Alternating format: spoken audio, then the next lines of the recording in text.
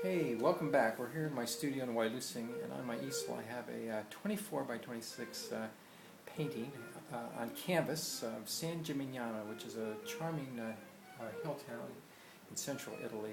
You may have seen it in the movie Tea with Mussolini. It's featured toward the end of that movie.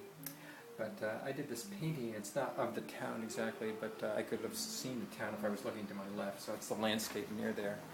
Okay, so what I'm doing here now, I've just coated the canvas with, I've brushed on some material that's similar to Winsor Newton Liquin, but it's actually a Utrecht product.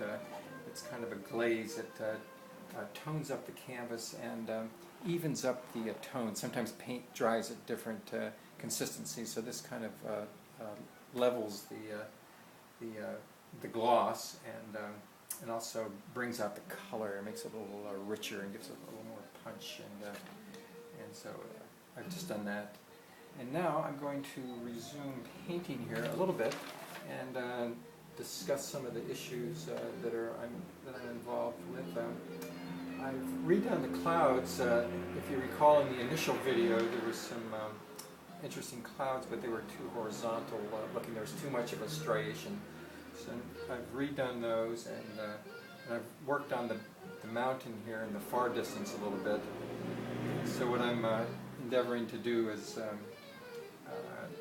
define the value layers between, for example, this is one sort of set of values, and it's distinguished. We call it figure-ground relationship, which basically means light against dark or dark against light.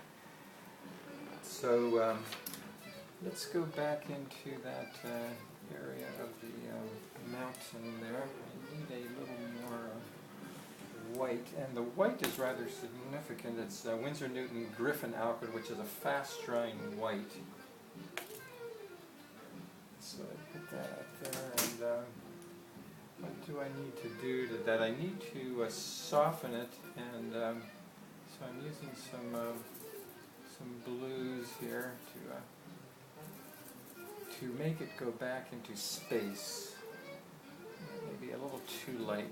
What I have to do is test it here.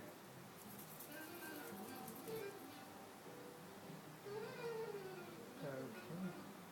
That looks, I'm going to go for the shadow area though, instead of the light area. And I need to go a little darker, just a tad darker there. There we go. Okay.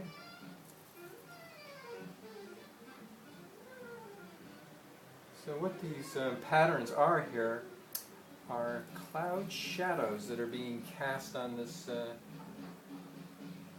distant mountain here,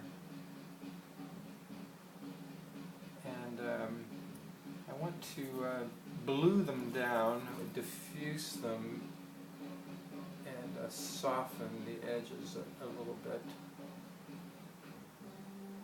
but still at the same time defining. This brings into play a painting while drawing and drawing while painting. It seems like an odd thing, but for example, what I'm doing right here is defining these trees a little bit. There was some more articulation needed in the shape of this ridge here.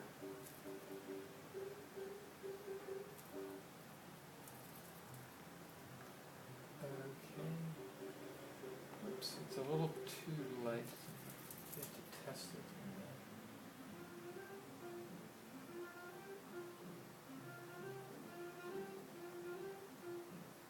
Use my finger there a little bit to take off something.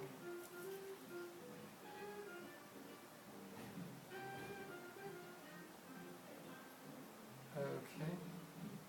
I have a photo. It's not a very good photo, but there were some other things happening back in there. But most of it was done from memory.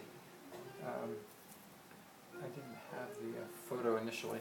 Okay, so what I'm going to do now is do the light areas of the cloud shadows, and what I need there is, it's a cool color, but it's slightly warmer than the other area. And I'm using some cerulean blue and white mixed with, there we go, just what I needed there. And I used a little Naples yellow in that color also.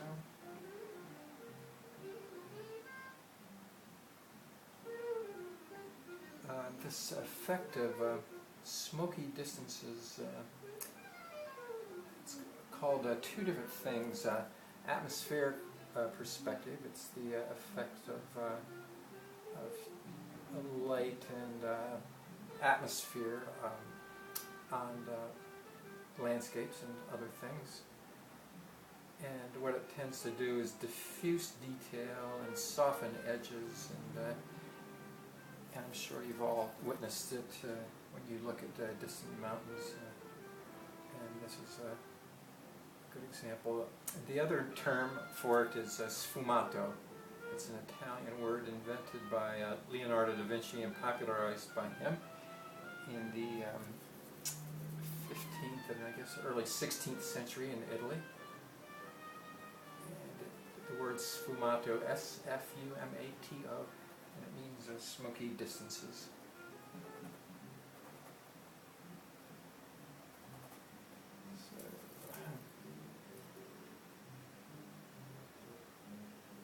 Okay.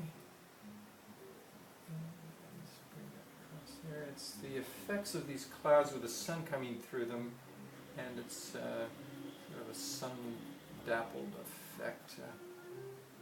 Late in the day, probably. It was in the spring, so it was probably about 5 or 6. Then, late in the day, meaning when the at that time of year when the sun was going down. It was one of those beautiful days, and everything looked good, and there was some great sunset clouds as the sun was going down to my left. It's one of those days when you want to paint everything.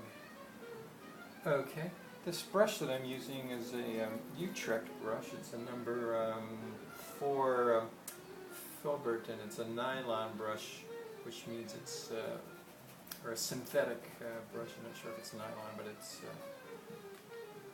okay.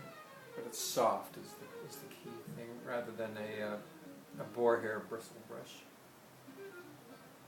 Okay, I'm not going to do too much for the video, except maybe right here. I'm going to switch to a even smaller brush. This is I guess that one must have been a number 6, because this is a number 4.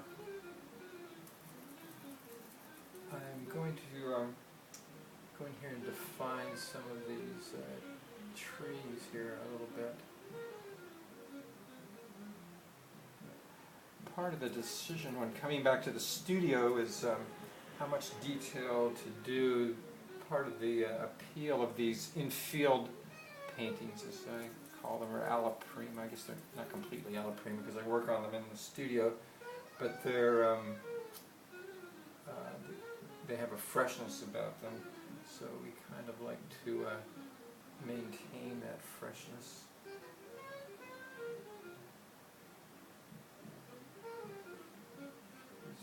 These wonderful cypress trees that they love so much in Italy that define the land. Okay, so I've done that level. I could switch to this intermediary level here now, and I'll get a different brush here. I'm going back to this number 6, and what I want to do here is I'm always talking about figure-ground relationships and organizing these into different levels here. So what I'll do in the middle area is define some more of the shapes and articulate some of the trees and so forth. And then I'll do the same in this level of probably pushing the darks even darker, but carving out some of the trees and adding some more details. But basically, you know, maybe I have another hour or two to work on it, but for our purposes, you can see how this painting developed, and from those initial assessments that I made there in the field in Tuscany. So this is the painting, and thanks so much for your attention.